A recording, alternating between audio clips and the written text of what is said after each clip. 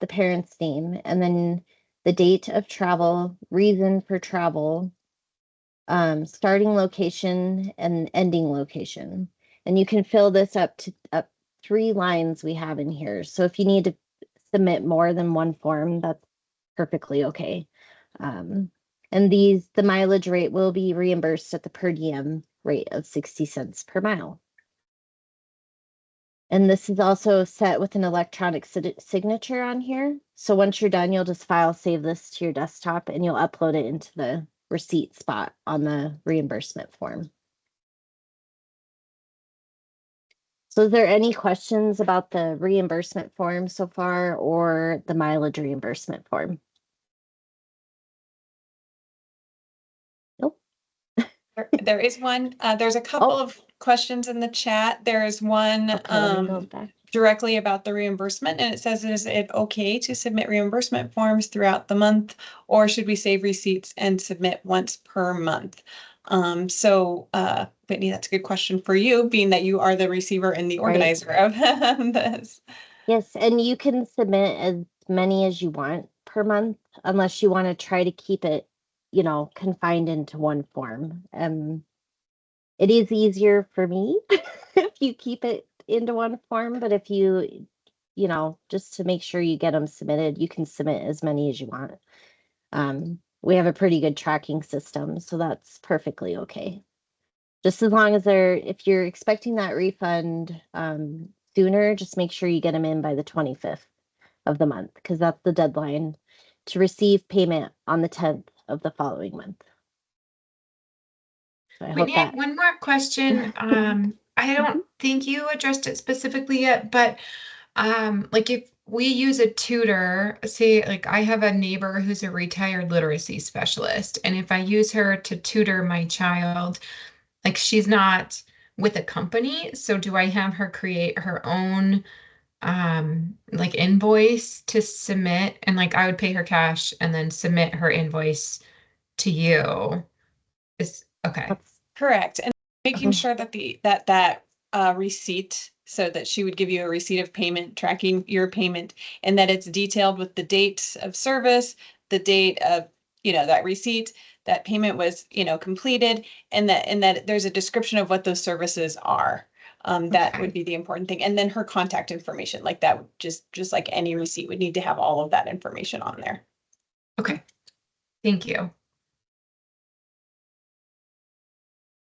And then we also sent out W-9 information to you guys on July 11th, and I've received most of that information back from you guys. I am still waiting on a couple, but I don't know if any of you had questions on submitting that W-9 information over to me. So if any of you have had complications with that at all, I'm willing to help. We can always do a personal call too, or I can walk you through that process to get that submitted over to me. But I will definitely need those back before I can send out reimbursements to you guys. So, and that was the last real thing I had on the agenda. So I will open it up for questions and answers for you guys. Well, one question in the chat says that students need to be registered with their local school district, and what that means. That's really particularly to new students to Montana, that if a student moves in from out of state, that they need to go, because they need to get an ID number for that student, because that is part of that like the process kind of behind the scenes. So they need to go to that school district. If in the ESA program, Whitney sends out at the beginning at each time when we have the application period, if there are new enrollees coming in November, or all of you who are new, you know, this summer, school districts have already received the names of those students that are enrolled in that program. Of course, they have all that information as the student had been enrolled there last year. But if this is particularly for new to Montana families, they just may need to have a touch base there. If they get this information, who is this student? Well, they just moved in from another state. And so that was just to clarify that. Yeah. Good. Okay. Looks like that answered that question. Any other questions?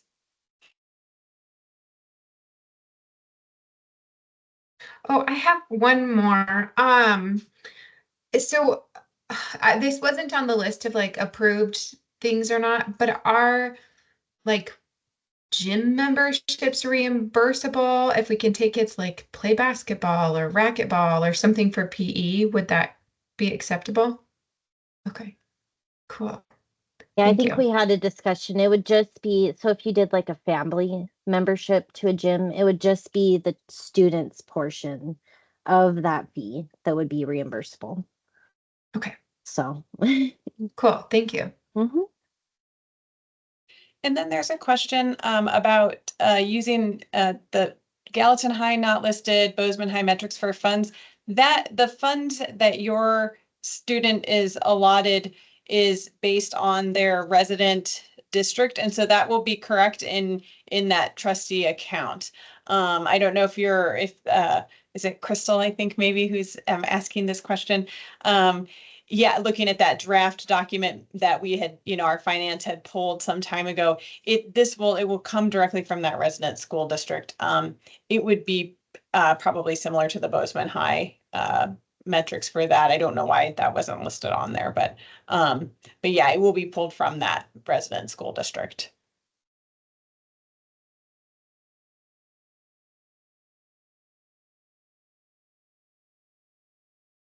Like I see one more question coming through, so. Oh, I have a mileage question too. Yep.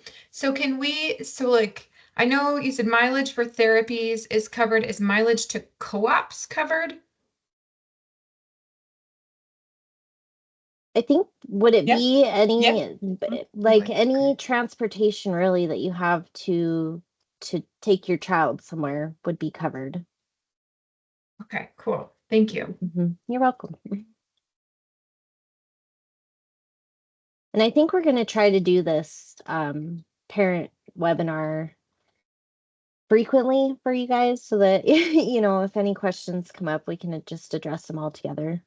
I think it works out really well. So any other questions from you guys?